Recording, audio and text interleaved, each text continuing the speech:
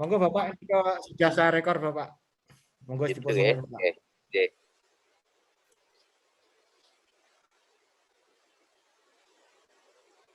Assalamualaikum warahmatullahi wabarakatuh.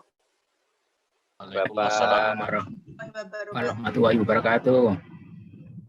Selamat sore dan salam sejahtera untuk kita semua yang sungguh saya hormati, Bapak Instruktur IHT, Bapak Sugiarto, Sarjana Pendidikan, Magister Pendidikan, Bapak Ibu beserta IHT yang saya hormati.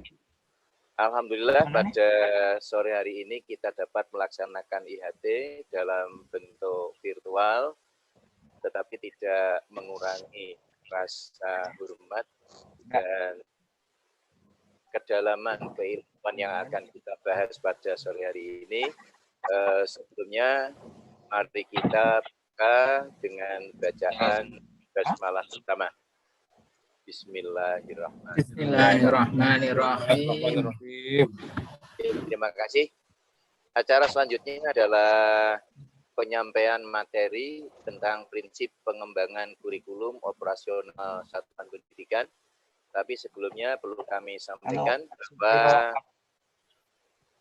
beliau instruktur kayaknya ganggu lah kalau sarjana pendidikan kameranya ini memulai karir di bidang pendidikan mulai 1 Maret tahun 1992 sebagai guru, kemudian mengikuti berbagai macam pelatihan dan pelatihan. Akhirnya tahun 2016 beliau promosi menjadi kepala sekolah di SMA Negeri 1 Meranggen.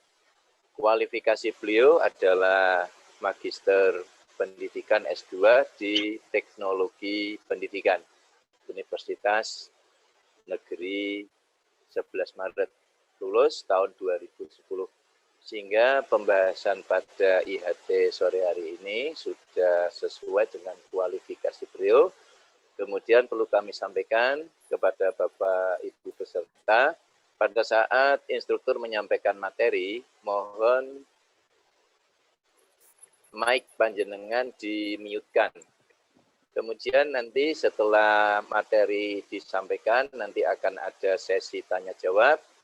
Ada 2 bentuk. Yang pertama, pertanyaan bisa Bapak Ibu sampaikan melalui chatting.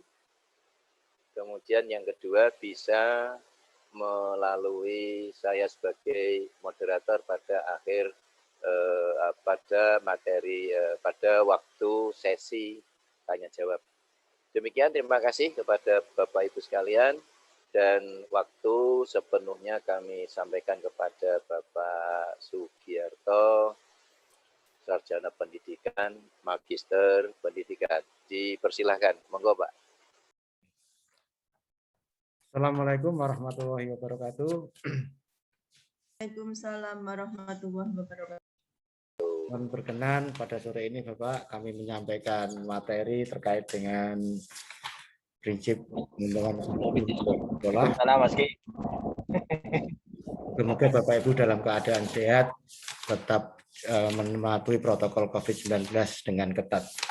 Bapak Ibu, kali ini saya menyampaikan materi terkait prinsip pengembangan kurikulum di sekolah. Bapak Ibu sekalian, izinkan kami untuk share screen. Moga-moga berjalan lancar.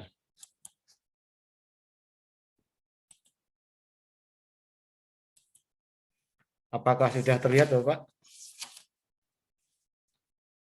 Apakah sudah, Pak? Sudah. Sudah, Bapak. Oke. Yang akan kita bahas prinsip pengembangan kurikulum operasional sekolah di satuan pendidikan. Nah, Bapak Ibu sekalian, di slide kita akan membahas dulu tentang konsep dan pengantar penyusunan kurikulum sekolah satuan pendidikan. Kita tahu bahwa kurikulum operasional yang nanti kita gunakan di sekolah penggerak memuat seluruh rencana proses yang diselenggarakan dari satuan pendidikan sebagai pedoman seluruh pembelajaran. Jadi nanti ini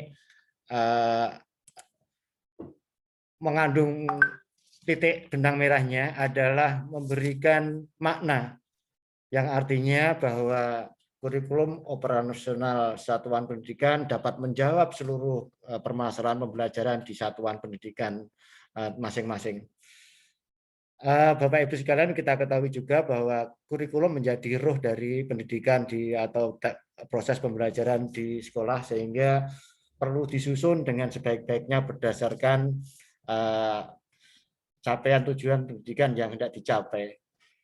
Nah, apa saja yang perlu dikembangkan dalam pengantar kurikulum operasional di satuan pendidikan? Nah, yang pertama harus kita ketahui adalah sekolah penggerak dengan konsep Merdeka Belajar itu adalah berpusat pada peserta didik atau student center, sehingga kita harus meninggalkan paradigma lama yang siswa menjadi objek, tetapi sekarang berpusat kepada siswa. Lalu yang kedua, prinsip yang kedua adalah kontekstual, Bapak. Ini mengandung arti bahwa kurikulum yang dikembangkan nanti disesuaikan dengan ciri khas atau kebutuhan sekolah atau masing-masing. Nah, ini disesuaikan dengan karakteristik satuan pendidikan, sosial budaya lingkungan, dan dunia kerja di sekitarnya juga. Nah, ini prinsip yang kedua. Sedangkan prinsip yang ketiga bahwa ada namanya esensial, Bapak. Ini yang paling urgent berarti. Semua unsur informasi penting utama yang dibutuhkan oleh para pemegang kepentingan. Ini pemegang kepentingan itu banyak sekali dari stakeholder. Ini harus diperoleh dokumen tersebut. Bahasanya simple, tidak berbelit-belit dan mudah dipahami, dan tidak mengulang naskah atau kutipan yang sudah ada di naskah lain. Nah, ini adalah konsep prinsip pengembangan kurikulum operasional di sekolah. Yang selanjutnya, kurikulum operasional di sekolah nanti yang akan kita gunakan di sekolah penggerak nanti itu juga berdasarkan prinsipnya akuntabel. Karena akuntabel ini berbasis data, tidak ngarang ngoyo-woro, tetapi memang aktual dan datanya diperoleh dengan lengkap. Oleh karena itu nanti pada pembahasan selanjutnya proses akuntabel ini diawali dengan analisis lingkungan belajar sekolah masing-masing, sehingga nanti bisa tersusun dokumen kurikulum yang betul-betul tersusun dengan integrated dan rapi.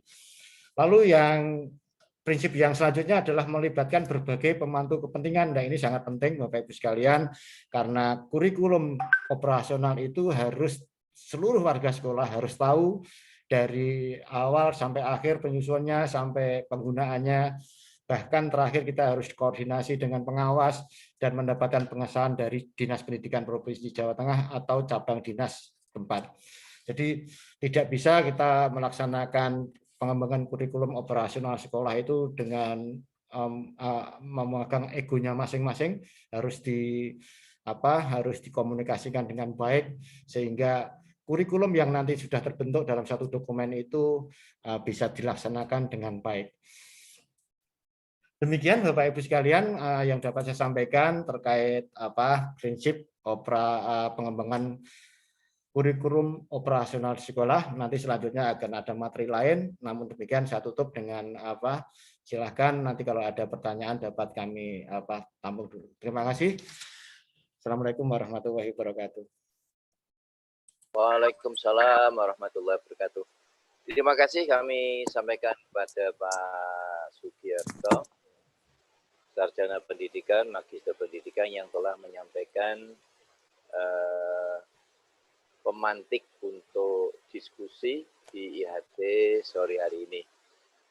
Selanjutnya kami beri kesempatan kepada 3 penanya untuk sesi pertama berkaitan dengan materi yang disampaikan oleh instruktur. Semoga. Pak, Bu Asia, Pak. Bu Asia. Ya. Kemudian yang kedua, sebentar Bu. Yang kedua Pak Suprianto. Kemudian ada lagi Pak Nur Hadi, ya. Ya, baik. Silakan untuk Bu Siti Asia bisa menyampaikan pertanyaan. Silakan, monggo Bu. Ya, matur nuwun Bapak Moderator atas waktu diberikan kepada kami. Assalamualaikum warahmatullahi wabarakatuh kepada Bapak Instruktur. Kami ingin mengajukan satu pertanyaan Bapak. Tadi untuk prinsip dasar untuk menyusun KOS kurikulum operasional satuan pendidikan, yaitu yang di bagian melibatkan berbagai pemangku kepentingan Bapak. Yang kami tanyakan, pemangku kepentingan ini itu dimulai dari mana? Kemudian bentuk realita dari misalnya kami mengambil dari daerah. Itu seperti apa untuk keterlaksanaan dan suksesnya kurikulum ini, yaitu untuk sekolah penggerak yang akan kita laksanakan nanti. Ngaten Bapak yang bisa kami sampaikan, matur nuwun. Assalamualaikum warahmatullahi wabarakatuh. Waalaikumsalam warahmatullahi wabarakatuh. Selanjutnya kami beri kesempatan Pak Suprianto untuk menyampaikan pertanyaan. Monggo Pak, di unmute dulu. Assalamualaikum warahmatullahi wabarakatuh.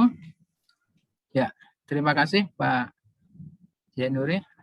Kami akan menanyakan terkait dengan prinsip pengembangan kurikulum. Itu salah satunya harus kontekstual, begitu ya Bapak?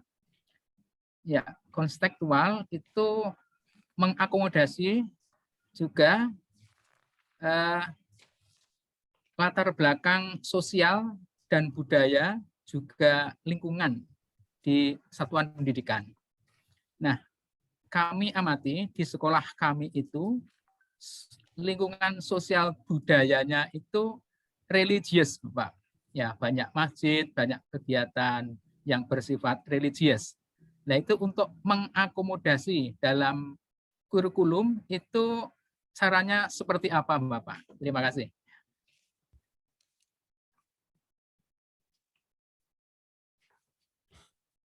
Boleh langsung saya jawab, Pak Yen? Satu lagi, masih. Pak Yen, unmute Pak Yen, unmute. Monggo Pak Nur Hadi, silakan. Terima kasih Pak Jenuri selaku moderator. Bapak Sugiyarto, satu hal yang perlu kami tanyakan terkait dengan penerapan atau pengimplementasian kurikulum baru ini, tentunya tantangan terberat itu akan muncul dari internal sekolah masing-masing Bapak. Kalau secara eksternal dengan adanya sosialisasi, IHT, dukungan pemerintah daerah maupun stakeholder, saya kira secara regulasi sudah berjalan. Tetapi dari dalam internal sekolah sendiri kemungkinan akan muncul masalah, yaitu adanya beberapa komponen guru atau tendik yang masih berada dalam zona nyaman, dalam arti konvensional, berpikirnya tidak mau beranjak. Apapun perubahan yang terjadi, mereka selalu punya sense negatif bahwasanya toh ini pun akan berubah entah 2-3 tahun ke depan. Nah, ini menghadapi hal ini Bapak, adakah tips khusus dalam pengimplementasian nanti? Karena ini kan juga teman-teman juga baru beberapa hari pelaksanaan diklat pun juga mengalami hal yang sama, semacam pemikiran negatif yang seakan-akan nantinya melemahkan, walaupun kita punya inovasi, kreativitas dalam melibas itu semuanya. Nah, mohon masukan, tips dari Bapak bagaimana mengatasi ini semua, Pak. Terima kasih. Terima kasih Pak Nur Hadi. Ada 3 penanya ini Pak Giarto. Yang pertama dari Bu Asia yang intinya di dalam pengembangan prinsip kurikulum operasional satuan pendidikan ini kan melibatkan pemangku kepentingan. Nah, dari mana mulainya dalam rangka untuk suksesnya kurikulum operasional satuan pendidikan ini yang pertama. Kemudian dari Pak Suprianto, di dalam pengembangan kurikulum ini ada prinsip kontekstual yang tentunya mengakomodir dari berbagai macam latar belakang sosial budaya lingkungan. Nah, di lingkungannya Pak Suprianto di sekolah ini ternyata lingkungannya religius. Nah, ini bagaimana cara mengakomodasikan Kemudian yang ketiga dari Pak Nur Hadi kaitannya dengan masalah implementasi kurikulum operasional ini. Tentunya banyak kendala, terutama di faktor internal yang masih banyak adanya perasaan yang negatif terhadap kurikulum ini. Nah, kira-kira tips khusus apa yang bisa dilakukan oleh Bapak narasumber berkaitan dengan hal tersebut? Saya kira 3 pertanyaan ini luar biasa bagusnya. Kami persilahkan kepada Pak Giarto, dan perlu kami sampaikan bahwa materi ini luar biasa baik, hanya durasinya hanya 40 menit.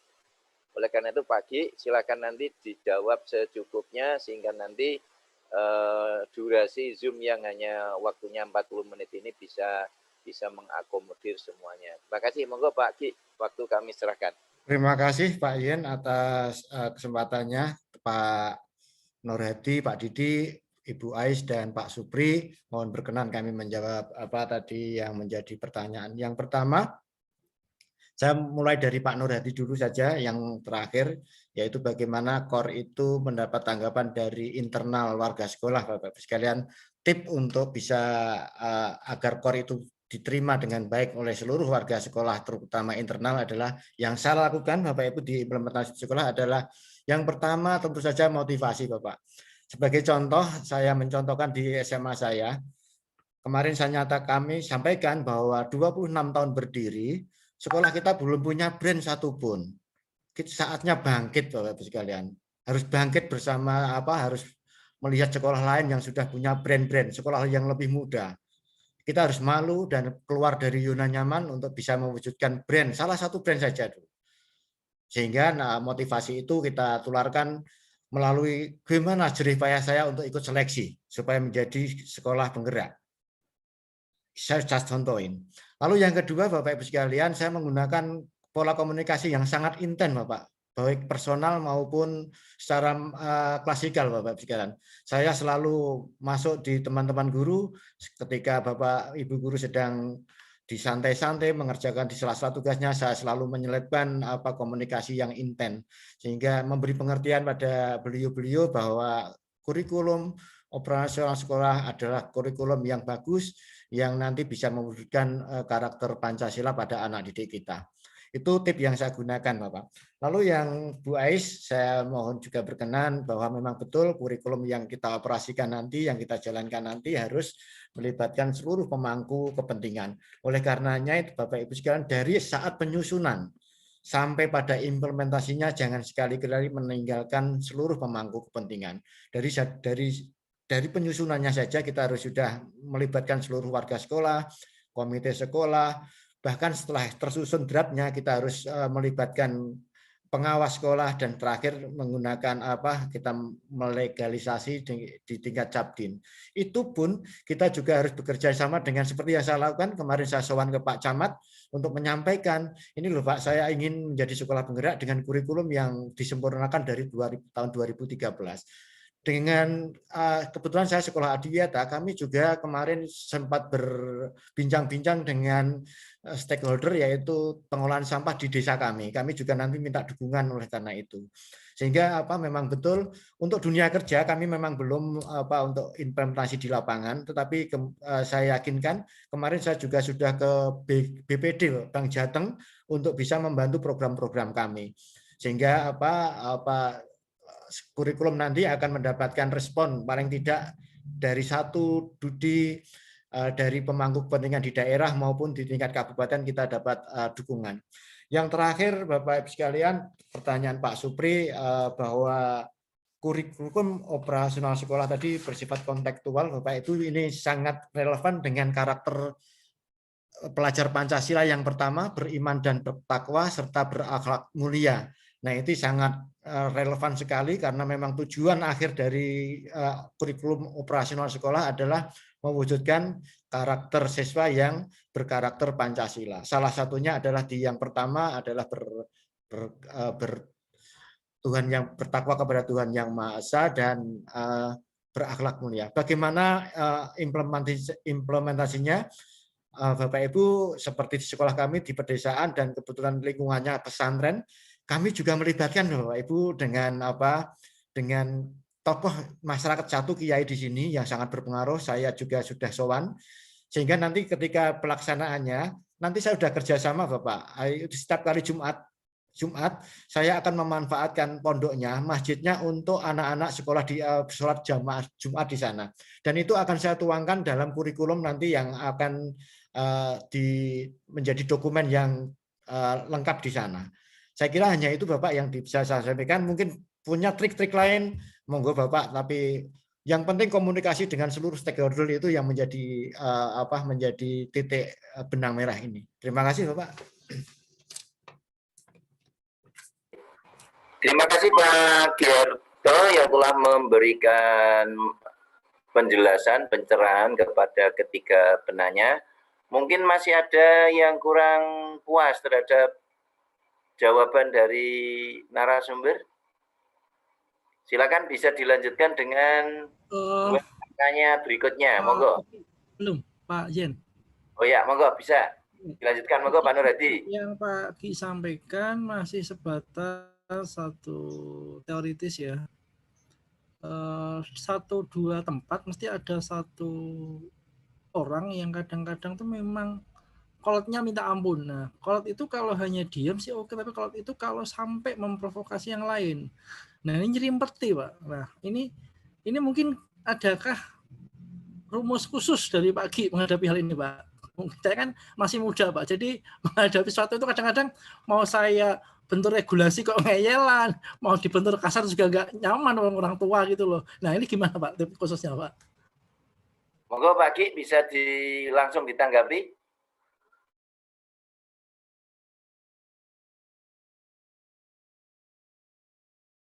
Pak Ki, mic-nya dinyalakan dulu. Terima kasih Pak Didi. Memang betul, memang di internal sekolah kadang memang ada 1-2 yang masih mindsetnya sulit untuk move on. Nah itu memang menjadi pekerjaan kepala sekolah. Dan kalau dijem saja sih enak, tapi kalau dia ikut memprovokasi itu memang jadi masalah. Pak Didi, saya menggunakan pola kepemimpinan egaliter dan partisipasi Bapak. Jadi saya bangun komunikasi, bahkan saya bisa datang ke rumahnya Bapak. Saya datang ke rumahnya, kalau memang dia itu saya datang ke rumahnya dengan bercanda dulu, gaplay dulu, atau bagaimana, setelah itu saya akan bawa. Saya menggunakan teori kuantum Bapak, saya ikut ke dunianya dulu, ke dunia mereka, setelah mereka nyaman menerima kita, setelah itu akan saya tarik ke dunia saya. Itu prinsip saya dengan komunikasi yang intens. Bahkan saya datang ke rumahnya Pak, pernah saya lakukan itu. Demikian Bapak. Pak narasumber, Makasih, mungkin Pak. boleh kami menerangkan pengalaman juga Bapak, bisa? Sebentar Bu, ini yang lain ada pertanyaan lagi apa? Yang lain dulu, nanti kalau memang tidak ada, nanti silakan Bu Ais bisa menyampaikan. Kemudian nanti Pak narasumber, tolong nanti pada akhir sesi ini mohon untuk bisa dipersiapkan closing statement ya. Kalau memang tidak ada yang tanya silakan Bu Ais, silakan Bu. Boleh menanggapi Bu. Oke, terima kasih Pak Ian selaku moderator. Mohon izin Pak Instruktur kami menambahkan pengalaman. Kami setiap kita memimpin atau pindah ke sekolah baru itu kan mesti ada satu grup yang sudah nyaman dengan zonanya di kepemimpinan yang lama. Ini termasuk dengan adanya perubahan kurikulum ini juga. Nah, trik kami tidak memberikan gambaran yang mulu-mulu kepada beliau seperti ini enggak, tapi kami ajak komunikasi secara pribadi dulu. Ini pribadi kelompok dia kepada kita masukkan ke dia enaknya bagaimana ini untuk seperti ini. Kita adalah kepada pemerintah untuk pencerahan kepada masyarakat. Nah, akhirnya mereka kita libatkan, tidak maksud kita jauhi. Kita libatkan kepada pekerjaan kita. Walaupun nanti kita hanya mengatakan jenengan tidak usah berpikir. Jenengan ikut saja di belakang kami mengajak adik-adik untuk ikut mendukung. Nah, dengan kita rangkul seperti itu, alhamdulillah kami pernah mengalami hal yang sulit untuk mengajak perubahan. Ini alhamdulillah berhasil. Ngaten Bapak, matur nuwun. Ya, matur nuwun tambahan dari Bu Ais kaitannya dengan pertanyaan dari Pak Didi. Bapak Ibu yang saya hormati, kiranya waktu untuk IHT ini sudah mencukupi. Sebelum sekali lagi kami sampaikan terima kasih utamanya kepada Pak Sugiarto, Bapak Ibu peserta IHT yang telah mengikuti dengan sebaik-baiknya. Selanjutnya kami mohon kepada Pak Sugiarto sebelum kita tutup, mohon untuk bisa menyampaikan sepatah dua patah kata berkaitan dengan prinsip-prinsip pengembangan kurikulum untuk closing statement. Monggo Pak Ki.